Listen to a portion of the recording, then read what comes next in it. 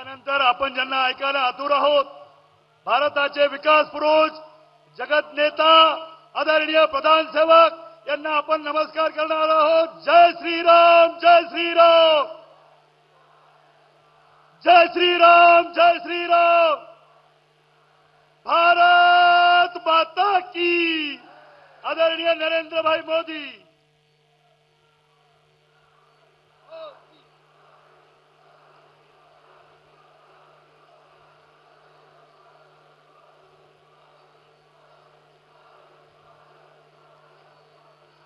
छत्रपति शिवाजी महाराज की, श्री संत सेवालाल महाराज की.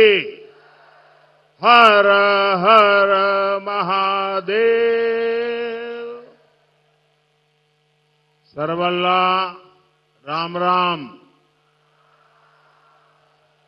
नांदेड आणि हिंगोलीकरांना माझा नमस्कार.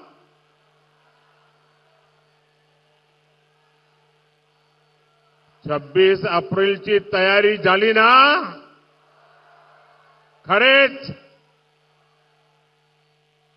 मैं सबसे पहले मराठावाड़ की महान धरती से हुजूर साहब को, गुरु गोविंद सिंह जी को प्रणाम करता हूं. मैं रेणुका माता और दत्त भगवान के चरणों में प्रणाम करता हूं. मैं बाबा साहब आंबेडकर और नानाजी देशमुख, दोनों भारत रत्न जैसे राष्ट्र पुरुषों को नमन करता हूं. साथियों, कल देश में पहले चरण का मतदान संपन्न हुआ है. मैं वोटिंग करने वाले सभी लोगों को और विशेषकर हमारे फर्स्ट टाइम वोटर्स को बहुत बहुत बधाई देता हूं और उनका आभार भी व्यक्त करता हूं. मतदान के बाद अलग अलग लोगों ने बूथ लेवल तक का जो एनालिसिस किया और जो जानकारियां मिल रही है, उसे विश्वास पक्का हो रहा है कि पहले चरण में एनडीए के पक्ष में एक तरफा मतदान हुआ है.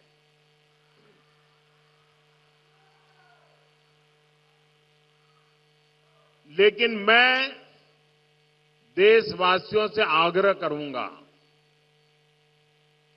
एनडीए की जीत आप पक्की कर रहे हैं, मैं सर झुकाकर आपका आभार व्यक्त करता हूं. लेकिन जो लोग मतदान नहीं करे रहे पहले चरण में, लोकतंत्र की ये सबसे बड़ी ताकत होता है. आप किसी को भी वोट दें, लेकिन वोट जरूर दें. हमें वोट में कभी भी उदासीनता नहीं करनी चाहिए. और ये बात सही है, गर्मी बहुत है, दिक्कतें भी हैं, शादियां भी हैं, कुछ इलाके हैं जहां किसान भी काम में हैं. फिर भी जब हम देश के जवान की तरफ देखते हैं, कोई भी मौसम हो, सीमा पर कितनी ठंड हो, बर्फ गिरती हो, कितना ही गर्मी हो, वो डटा रहता है. क्यों? देश के लिए. मैं मानता हूं मतदाताओं के मन में भी ये भाव होना चाहिए कि मैं मतदान किसी पर उपकार नहीं करता हूं. मैं मतदान करके मेरे देश का भविष्य पक्का करता हूं. मेरे देश के भविष्य को सुनिश्चित करने के लिए मतदान करता हूं. और इसलिए एनडीए के भव्य विजय की पहले चरण में साफ साफ आपका सहयोग के बावजूद भी लोकतंत्र के लिए मैं फिर आग्रह करूंगा कि भारी मतदान होना चाहिए और मैं राजनीतिक क्षेत्र के सभी दल के कार्यकर्ताओं को कहूंगा, भले आपको लगता हो आज कि भाई अब चुनाव हारने वाले क्यों मेहनत करें, मैं उनको भी कहता हूं लोकतंत्र के लिए मेहनत कीजिए। अरे आज नहीं तो कल, कल नहीं तो परसों, परसों नहीं तो नरसों, अरे कभी तो मौका आएगा। ऐसे निराश हो गए क्या बैठ गए हो?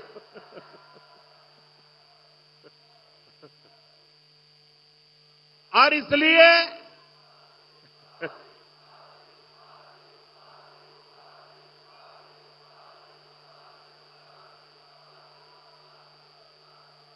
जिनकी हार सुनिश्चित है उनके कार्यकर्ताओं को भी मैं हौसला बुलंद करते हुए कहना चाहता हूं कि आप मतदाताओं को जरूर मतदान करने के लिए प्रेरित कीजिए, क्योंकि दुनिया के लोगों को, दुनिया में वोटिंग परसेंटेज बहुत कम होता है, भारत में जब इतना सारा वोटिंग परसेंटेज होता है उसका विश्व में प्रभाव होता है।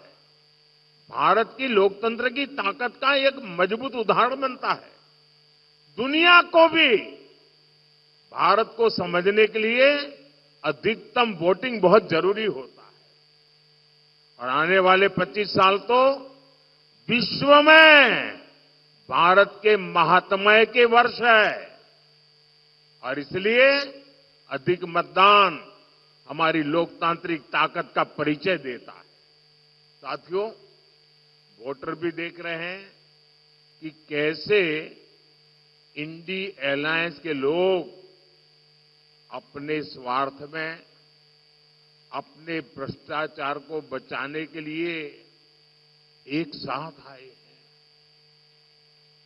और इसलिए खबरें यही है कि पहले चरण में वोटर्स ने इंडी अलायंस को पूरी तरह नकार दिया है,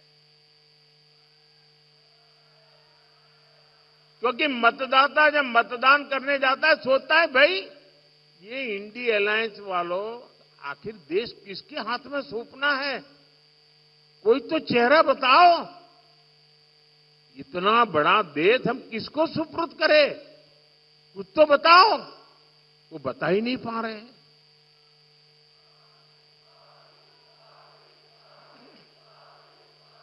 ये लोग दावे जो करें, लेकिन सच्चाई यही है कि चुनाव की घोषणा से पहले से ही कांग्रेस के नेता अपनी हार मान चुके हैं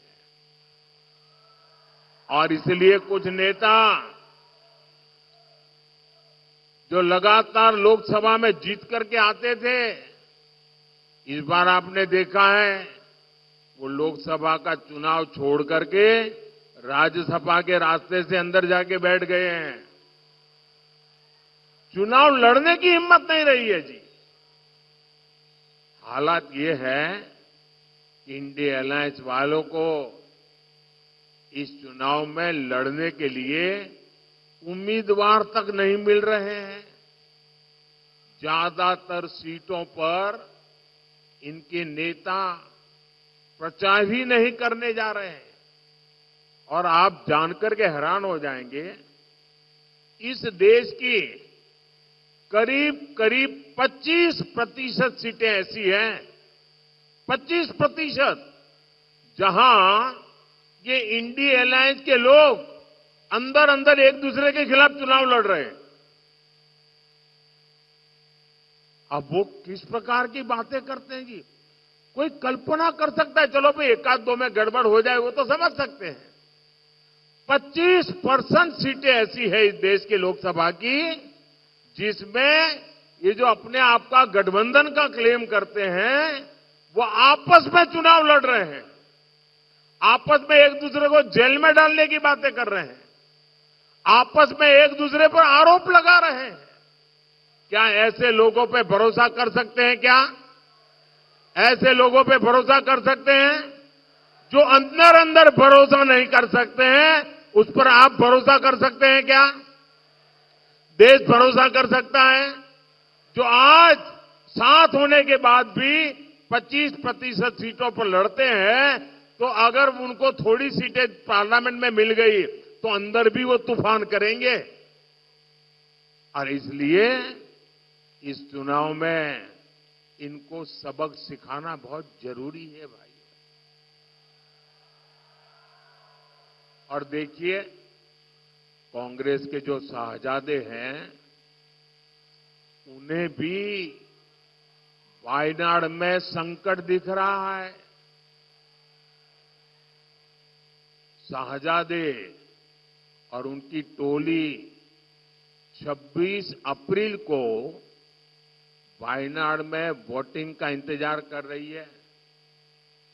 जैसे ही 26 को वायनाड में वोटिंग पूरा हो जाएगा, ये शाहजादे के लिए एक और सुरक्षित सीट घोषित कर देंगे और कहीं और से फिर से लड़ाना पड़ेगा उनको, क्योंकि उनके अलायंस के साथी भी एक दूसरे को गालियां दे रहे हैं। कल आपने उनके एक साथी केरल के मुख्यमंत्री ने जो शाहजादे को सुनाई है, मैं भी कभी ऐसी भाषा नहीं बोलता, वो ऐसी भाषा बोली है उन्होंने साथी को। ये हाल है उनका। अब जैसे इन्होंने अमेठी से भागना पड़ा, अमेठी छोड़ा, अब मान के चलिए वो वायनाड भी छोड़ेंगे।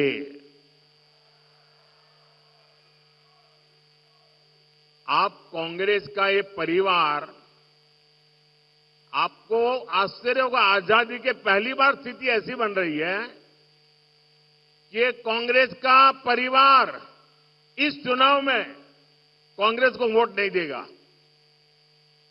खुद कांग्रेस को वोट नहीं देगा।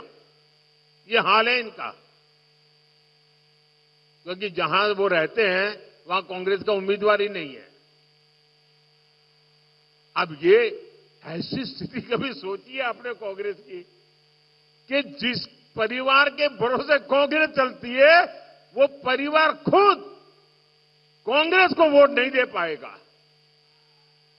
साथियों, आप देखिएगा 4 जून के बाद इंडी गठबंधन आज जो 25% सीटों पर बिखरा है, लड़ाई अंदर अंदर लड़ रहा है, 4 जून के बाद वो 100% एक दूसरे के कपड़े फाड़ने वाले हैं, एक दूसरे के बाल नोचने वाले हैं।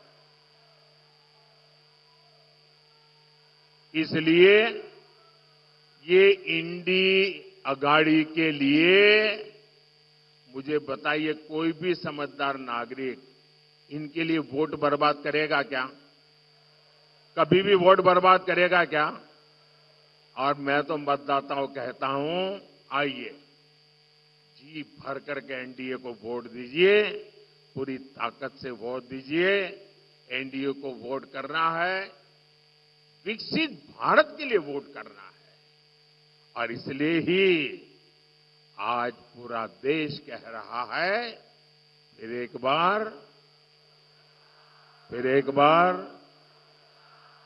बार, साथियों,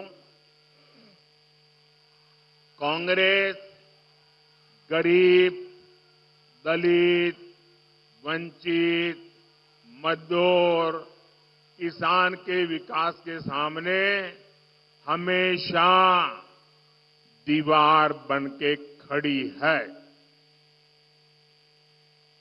आज भी एनडीए सरकार गरीब के लिए कोई काम करती है तो कांग्रेस उसका मजाक उड़ाती है। आजादी के 6 दशकों बाद पहली बार हमने करोड़ों गरीब महिलाओं को शौचालय देने का अभियान शुरू किया। तब कांग्रेस और इंडिया गाड़ी वाले लोग उसका मजाक उड़ाते थे। मैंने 50 करोड़ से ज्यादा गरीबों के पहली बार बैंक खाते खुलवाए। तब ये लोग कहते थे कि गरीब बैंक खाते को क्या करेगा। हम देश में डिजिटल इंडिया और यूपीआई जैसी टेक्नोलॉजी लेकर आए, तब कांग्रेस सरकार के एक बड़े मंत्री रहे हुए व्यक्ति कहते थे कि डिजिटल लेन देन अनपढ़ गरीबों के बस की बात नहीं है।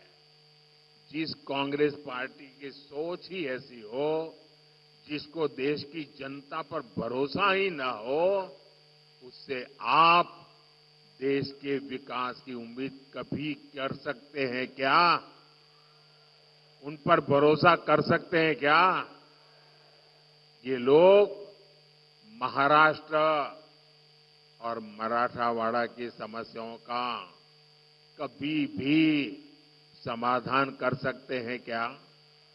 आपकी समस्याओं का समाधान कर सकते हैं क्या? साथियों, कांग्रेस ने दशकों तक महाराष्ट्र और खासकर विदर्भ और मराठवाड़ के विकास का दम घोंटने वाला का काम किया है। इस क्षेत्र में सूखे की स्थिति, पानी का संकट एक दिन में पैदा नहीं हुआ है। कांग्रेस के रवैये के कारण यहां किसान गरीब होते गए, जहां उद्योगों से जुड़ी संभावनाएं सूखती चली गई, मराठवाड़ के लाखों युवाओं को पलायन करना पड़ा। आपको इस स्थिति से निकालने के लिए एनडीए सरकार प्रतिबद्ध है। यहां एकनाथ शिंदे जी, देवेंद्र फडणवीस जी और अजीत पवार जी मिलकर किसानों के हित में काम कर रहे हैं। और अब तो एक क्षेत्र में और खुशी की बात है, अशोक जी भी हमारे साथ आ गए हैं। और मुझे याद है, मैं जब राजनीति में भी नहीं था और कभी मुझे लगता भी नहीं था मैं राजनीति में जाऊंगा, उस समय पुट्टपट्टी में साईं बाबा ने मुझे उनके पिताजी से परिचय करवाया। साईं बाबा का मुझ पर बहुत प्रेम रहता था और मैं उनके पिताजी के साथ लंबे वहां समय था तो काफी देर बैठा। इतने उच्च पदों पर रहने के बावजूद भी राजनीतिक जीवन में इतना लंबा सफल कैरियर रहने के बाद मैंने उनकी जो नम्रता, मैं तो बहुत छोटी आयु का था, सामान्य, मेरे राजनीति से कोई लेना देना नहीं था, लेकिन जिस प्रकार से प्यार से उनसे बातें करने का सौभाग्य मुझे मिला, वो मैं कभी भी भूल नहीं सकता हूं। मैं हमेशा उनके व्यवहार में से आज भी कुछ न कुछ सीखने की कोशिश करता हूं और उनका पूरा परिवार आज हमारे साथ है। हम नांदेड़ के 80% से ज्यादा घरों में नल से जल आने लगा है। सिंचाई की समस्या के समाधान के लिए अपर पैन गंगा प्रोजेक्ट पर काम चल रहा है। यहां के किसानों को इसका बड़ा लाभ मिलेगा। हमारी सरकार ने फसल बीमा योजना के तहत किसानों को प्रीमियम से 5 गुना ज्यादा क्लेम दिलवाया है। किसान सम्मान निधि के तहत अकेले नांदेड़ के किसानों को ही 1300 करोड़ रुपए से ज्यादा मिले हैं। इस क्षेत्र में तो ज्वार, बाजरा बहुत होता है। हमारी सरकार ने इस मोटे अनाज को पूरे देश में एक पहचान दी है। उसके लिए पहचान दी है श्री अन्न। चाहे ज्वार हो, बाजरा हो, वो श्री अन्न के साथ पहचाने जाए। और जब से ये काम शुरू किया है, दुनिया भर में लोगों का ध्यान हमारे श्री अन्न पर गया है, सुपर फूड के रूप में गया है और न्यूट्रिशन की दृष्टि से बहुत बड़ा ताकतवर संदेश गया है। और इसका भी बड़ा लाभ नांदेड़ के किसानों को मिलना तय है। साथियों, कांग्रेस के दिए हर जख्म का इलाज करना, ये मोदी की गारंटी है। इस क्षेत्र को शक्तिपीठ एक्सप्रेसवे और समृद्धि महामार्ग जैसे वर्ल्ड क्लास रोड्स मिली है। लातूर की रेल कोच फैक्ट्री का लोकार्पण करने का सौभाग्य मुझे ही मिला था। उड़ान योजना के तहत नांदेड़ एयरपोर्ट को भी फिर से शुरू कर दिया गया है। पीएम आवास योजना के तहत यहां हजारों गरीबों को पक्के घर भी मिले हैं। आयुष्मान योजना के जरिए 3 लाख से ज्यादा लोगों को मुफ्त इलाज की सुविधा मिली है। लेकिन इन 10 वर्षों में जो काम हुआ है वो तो अभी ट्रेलर है। अभी तो हमारा बहुत समय कांग्रेस के गड्ढों को भरने में गया है। अगले 5 वर्षों में हमें मराठवाड़ और महाराष्ट्र को बहुत आगे लेकर जाना है। साथियों, नांदेड़ की ये धरती सिख गुरुओं के चरणों से पवित्र हुई है। खालसा पंथ की गुरु परंपरा और गुरु गोविंद सिंह जी की सीख हमेशा हमारी सरकार के लिए प्रेरणा रही है। बीते 10 वर्षों में हमने सर्वदा भला के रास्ते को मानकर लोक कल्याण के लिए काम किया है। हमारी सरकार को गुरु नानक देव जी का 550वां प्रकाशोत्सव मनाने का, गुरु तेग बहादुर जी का 400वां प्रकाश पर्व मनाने का, गुरु गोविंद सिंह जी का 350वां प्रकाश पर्व मनाने का सौभाग्य मिला। करतारपुर कॉरिडोर का काम पूरा होने के बाद लाखों श्रद्धालुओं को वहां के दर्शन में मदद मिल रही है। लंगर को टैक्स फ्री करने का निर्णय हो या हर मंदिर साहब के लिए एफसीआरए की अनुमति हो, हुजूर साहब और हेमकुंड साहिब के दरबार तक बेहतर इंफ्रास्ट्रक्चर का इंतजाम करना हो, एनडीए सरकार ने सिख परंपरा से जुड़े हर तीर्थ के विकास के लिए पूरी शक्ति और पूरी भक्ति से काम किया है। यह हमारी ही सरकार है जो अफगानिस्तान से वहां जब संकट आया, निर्दोष लोगों की हत्याएं होने लगी, हमारे धर्म स्थानों पर हमले होने लगे, तब अफगानिस्तान से गुरु ग्रंथ साहब के पवित्र स्वरूप को पूरी सुरक्षा और मान मर्यादा के साथ हम अफगानिस्तान से भारत ले आए। ये हमारी ही सरकार है जो बंटवारे के पीड़ितों के लिए सीएए लेकर आई। सीएए ना होता तो हमारे सिख भाई बहनों का क्या हुआ होता? जो अफगानिस्तान से आए हैं उनका क्या गुनाह है? लेकिन कांग्रेस इसका भी विरोध कर रही है। ऐसा लगता है 84 का बदला कांग्रेस सिखों से अब तक ले रही है।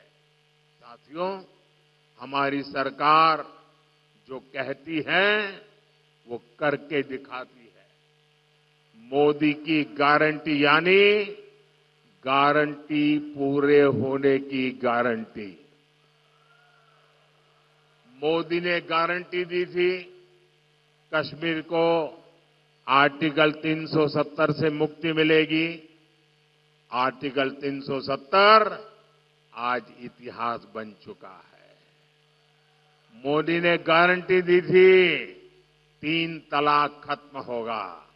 आज मुस्लिम बहनों को 3 तलाक से मुक्ति मिल चुकी है। मोदी ने गारंटी दी थी देश की अर्थव्यवस्था को गड्ढे से निकालेंगे। आज भारत दुनिया की 5वीं सबसे बड़ी अर्थव्यवस्था है। अब मोदी की गारंटी है भारत दुनिया की 3री सबसे बड़ी अर्थव्यवस्था बनेगा। और आप सब देख रहे हैं आज अयोध्या में रामलला का भव्य मंदिर बनकर तैयार है। लेकिन ये इंडी अघाड़ी वाले क्या कर रहे हैं?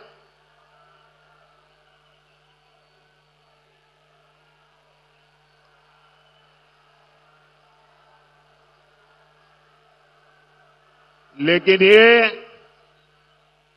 इंडिया गाड़ी वाले क्या कर रहे हैं? ये लोग सनातन को गाली दे रहे हैं। ये लोग राम मंदिर प्राण प्रतिष्ठा का बहिष्कार करने को सही ठहरा रहे हैं। ये लोग राम मंदिर में पूजा अर्चना को पाखंड बताकर हमारी आस्था का अपमान कर रहे हैं। क्या ये माफ करने योग्य है क्या? ऐसे लोगों को माफ किया जा सकता है क्या?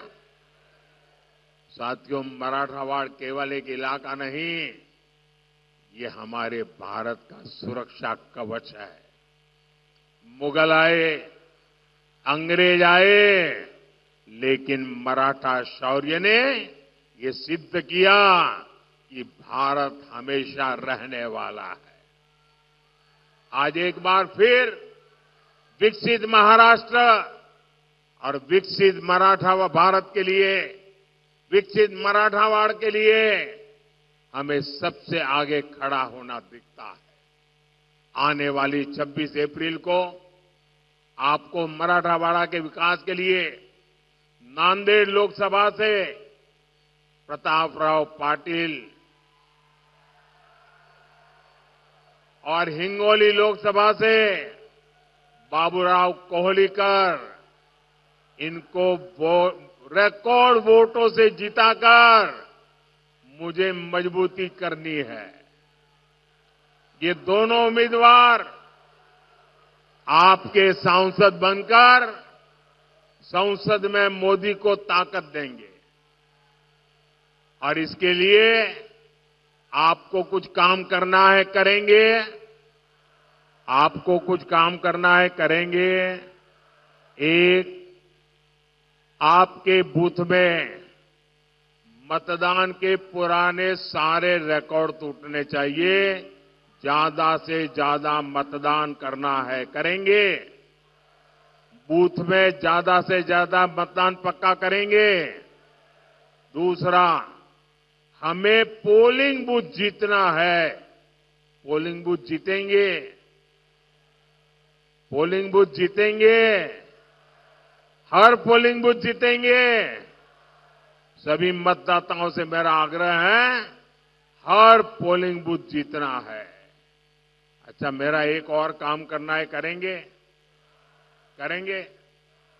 देखिए, महाराष्ट्र के घर घर जाना और हर परिवार में जाकर के मोदी का प्रणाम पहुंचाना। मेरे प्रणाम पहुंचाएंगे, हर घर में पहुंचाएंगे। बोलिए भारत माता की, भारत माता की, भारत माता की। बहुत बहुत धन्यवाद। पंतप्रधान नरेंद्र मोदींनी आपल्या सभेच्या माध्यमातून काँग्रेसवर, इंडिया आघाडीवर जोरदार टीका केलेली आहे। 4 जून नंतर इंडिया आघाडीवाले एकमेकांचे कपडेच फाडतील असं पंतप्रधानांनी यावेळेला म्हटलेलं आहे। काँग्रेस म्हणजे विकासाच्या वाटेतली भिंत असल्याची टीका सुद्धा पंतप्रधानांनी केलेली आहे। एबीपी माझा, उघडा डोळे बघा नीट।